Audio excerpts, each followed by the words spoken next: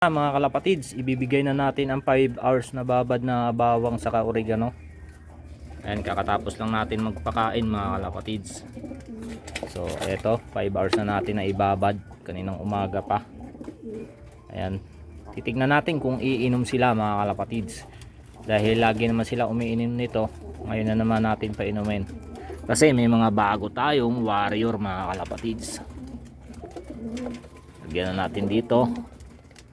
Ayan, buhos lang natin. Tingnan natin kung iinom mga kalapatids. Ayan o, umunang uminom ay si Dagol mga kalapatids. Ayan,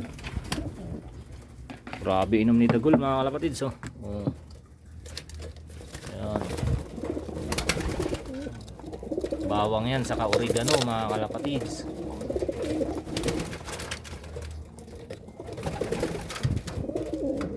Ayan o, pula, si Pilay,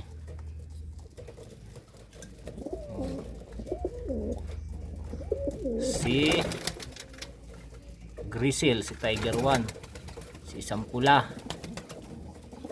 Tingnan natin yung iba mga kapatids. Inom ulit si Pula. Ay kumain ulit. Uminom lang ng tubig tapos kumain ulit mga kalapatids. Ayun yung breeder natin, bago uminom din. So yun lang mga kalapatids, share ko lang sa inyo. Bye.